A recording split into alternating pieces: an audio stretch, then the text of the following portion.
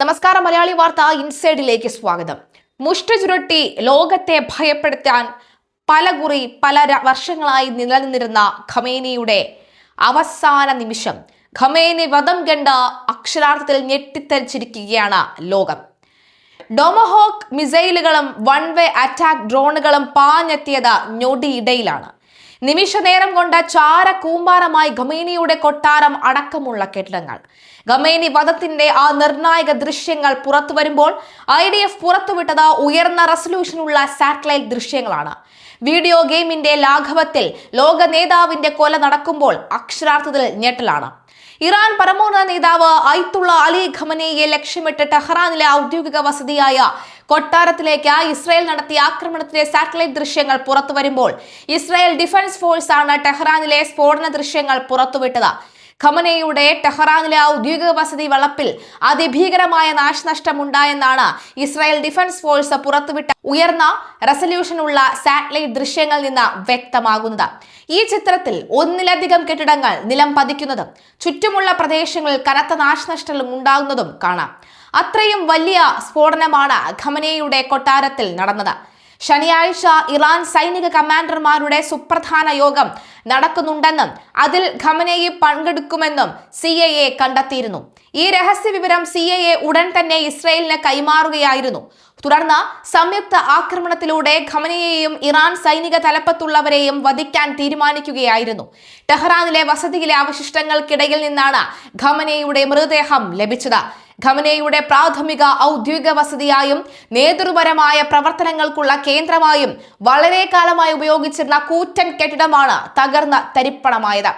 കൊട്ടാരത്തിലെ കോമ്പൗണ്ടിനുള്ളിലെ പ്രധാന നിർമ്മിതികളെല്ലാം ആക്രമണത്തിൽ തകർന്നിട്ടുണ്ട്. ഖമനേയുടെ മക്കളും ഭർത്താവും കൊച്ചുമകനും ഉൾപ്പെടെയുള്ള അടുത്ത ബന്ധുക്കൾ ആക്രമണത്തിൽ കൊല്ലപ്പെട്ടിട്ടുണ്ട്. അയത്തുള്ള അലി ഖമനേയി കൊല്ലപ്പെട്ടത് അദ്ദേഹത്തിന്റെ ഔദ്യോഗിക വസതിയിൽ വെച്ച് തന്നെ എന്നാണ് ന്യൂയോർക്ക് ടൈംസും നേരത്തെ സ്ഥിരീകരിച്ചത്. സംയുക്ത സൈനികാക്രമണത്തിന്റെ നിർണായക വിവരങ്ങളാണ് ന്യൂയോർക്ക് ടൈംസ് പുറത്തുവിട്ടത്. CIA ആണ് ഖമനേയി ഔദ്യോഗിക വസതിയിൽ ഉണ്ട് എന്ന് ഉറപ്പാക്കിയതെന്ന് റിപ്പോർട്ട്. മാസങ്ങളായി ഖമനേയി എവിടെയെന്ന് CIA ട്രാക്ക് ചെയ്തുകൊണ്ടിരുന്നു. പതിവായി ഖമനേയി സന്ദർശിച്ചിരുന്ന ഓഫീസുകളും മറ്റും സ്ഥലങ്ങളും CIA പിന്തുടർന്ന് കണ്ടെത്തി. ഖമനേയി ഉണ്ടാകാൻ സാധ്യതയുള്ള സ്ഥലങ്ങളുടെ ഒരു പാറ്റേൺ മാപ്പ് പോലും ഉണ്ടാക്കി. ശനിയാഴ്ച ഇറാൻ സൈനിക കമാൻഡർമാരുടെ യോഗം നടക്കുന്നു എന്ന വിവരം CIAക്ക് കിട്ടി. ആ യോഗത്തിന് ഖമേനി അധ്യക്ഷത വഹിക്കുമെന്നും CIA മനസ്സിലാക്കി. ഈ നിർണായക വിവരം CIA ഇസ്രായേലിന് കൈമാറി. ഒരു ആക്രമണത്തിലൂടെ ഖമനേയെയും ഇറാൻ പ്രതിരോധ സംവിധാനത്തിന്റെ തലപ്പത്തുള്ളവരെയും ഒറ്റയടിക്ക് വധിക്കാൻ തീരുമാനിക്കുകയായിരുന്നുവെന്നും ന്യൂയോർക്ക് ടൈംസ് റിപ്പോർട്ട് ചെയ്യുന്നു. മറ്റിടങ്ങളിൽ ആക്രമണം നടത്തിയത് അമേരിക്കയുടെ വൺ വേ അറ്റാക്ക് ഡ്രോണുകൾ ഉപയോഗിച്ചാണ്. ടെഹ്റാനിലെ അതീവ സുരക്ഷയുള്ള ഖമനേയുടെ ആസ്ഥാനത്തിന് നേരെ ഇസ്രായേൽ വ്യോമസേന നടത്തിയ കൃത്യമായ മിസൈൽ ആക്രമണത്തിലാണ് അദ്ദേഹം വധിക്കപ്പെട്ടത് എന്ന് ഇസ്രായേൽ പ്രതിരോധ സേന പ്രസ്താവനയിൽ അറിയിച്ചു. ഖമനേയി വധിക്കപ്പെട്ടത് പതിറ്റാണ്ടുകൾ നീണ്ട ഭീകരഭരണത്തിന്റെ അവസാനമാണ് എന്ന് ഇസ്രായേൽ വിശേഷിപ്പിച്ചു. ഇസ്രായേലിനെ നശിപ്പിക്കാനുള്ള പദ്ധതികളുടെ മുഖ്യ സൂത്രധാരനും മേഖലയിലെ ഭീകര ഗ്രൂപ്പുകളുടെ നിയന്ത്രണവുമായിരുന്നു ഖമനേയി എന്ന IDF പ്രസ്താവനയിൽ പറയുന്നു. ഖമനേയുടെ മരണത്തോടെ ഇറാന്റെ ഭീകര ശൃംഖലയുടെ തലയാണ് വെട്ടിമാറ്റപ്പെട്ടിരിക്കുന്നത് എന്നും ഇസ്രായേൽ അവകാശപ്പെട്ടിരിക്കുകയാണ്. അതേസമയം ഇറാനിലെ ജനങ്ങളോട് ഭരണകൂടത്തിനെതിരെ രംഗത്തിറങ്ങാൻ ആവശ്യപ്പെട്ട് ഇസ്രായേൽ പ്രധാനമന്ത്രി ബെഞ്ചമിൻ നെതന്യാഹു വീഡിയോ സന്ദേശം ഇറക്കി. സ്വാതന്ത്ര്യത്തിനായുള്ള അവസരം പാഴാക്കരുത് എന്ന് അദ്ദേഹം ഇറാനിലെ ജനങ്ങളോട് ആഹ്വാനം ചെയ്തു. അടിച്ചമർത്തലിന്റെ ചങ്ങലകളിൽ നിന്ന് സ്വയം മോചിതരാകാനുള്ള സാഹചര്യങ്ങൾ അമേരിക്കയും ഇസ്രായേലും ഒരുക്കുമെന്ന് അദ്ദേഹം വാഗ്ദാനം ചെയ്തു. ദശലക്ഷക്കണക്കിന് ഇറാൻ പൗരന്മാർക്ക് തെരുവിലിറങ്ങി ഈ ഭീകര ഭരണകൂടത്തെ താഴെ ഇറക്കാൻ ലഭിക്കുന്ന സുവർണ അവസരമാണിതെന്ന് അദ്ദേഹം പറയുന്നു. ഈ അവസരം ഒരു തലമുറയിൽ ഒരുക്കാൻ മാത്രം ലഭിക്കുന്നതാണ് എന്നും അദ്ദേഹം ഓർമ്മിപ്പിച്ചു.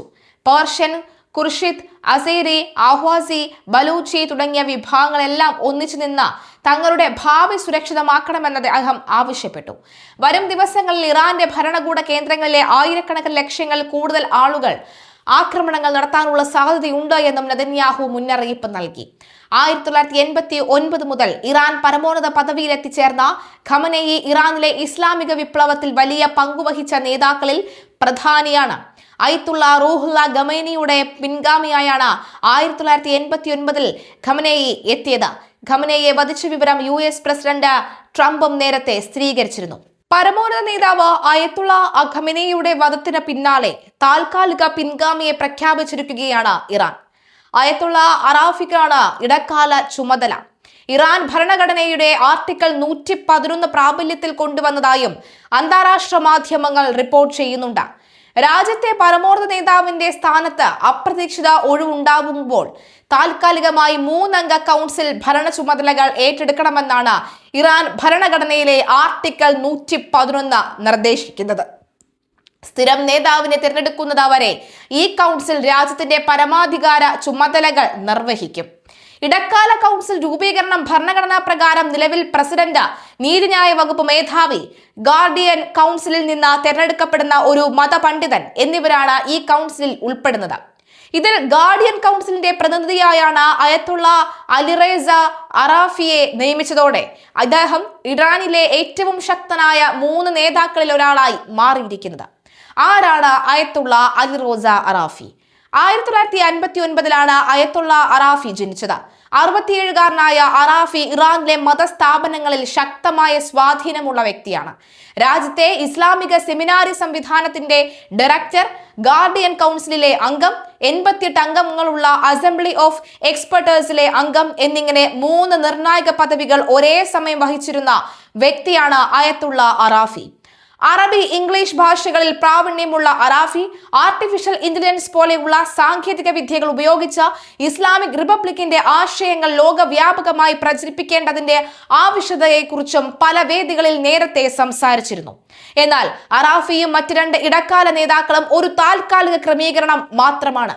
രാജ്യത്തിന്റെ ഭരണവും അമേരിക്കയുടെയും ഇസ്രായേലിന്റെയും സംയുക്ത ആക്രമണത്തിന്റെ പശ്ചാത്തലത്തിലുള്ള യുദ്ധ നടപടികളും നിയന്ത്രിക്കുന്നതോടൊപ്പം തന്നെ അസംബ്ലി ഓഫ് എക്സ്പെർട്ടൈസ് രഹസ്യ ചർച്ചകൾ നടത്തി സ്ഥിരം പരമോന്നത നേതാവിനെ തിരഞ്ഞെടുക്കാനുള്ള നടപടികൾ പുരോഗമിക്കുകയാണ്. ഇറാന്റെ ഭാവി രാഷ്ട്രീയ ദിശയെ നിർണ്ണയിക്കുന്ന നിർണായക തീരുമാനമായിരിക്കും അടുത്ത ദിവസങ്ങളിൽ അസംബ്ലി കൈക്കൊള്ളുന്നത്. ഇറാന്റെ പരമോന്നത നേതാവായ Ayatollah Ali Khamenei America Israel സംയുക്ത വ്യോമ ആക്രമണത്തിൽ കൊല്ലപ്പെട്ടതോടുകൂടി 1979 ഇസ്ലാമിക് വിപ്ലവത്തിന് ശേഷം രാജ്യത്ത് ഏറ്റവും നിർണായകമായ രാഷ്ട്രീയ മാറ്റങ്ങളിൽ ഒന്നിലേക്ക് കടന്നിരിക്കുകയാണ് ഇറാൻ. താൽക്കാലിക പിൻഗാമിയായി അയത്തുള്ള അലിറേസ അറാഫിയെ നിയമിച്ചുവെങ്കിലും വമ്പൻ തീരുമാനങ്ങൾ വരാനിരിക്കുന്നതേയുള്ളൂ.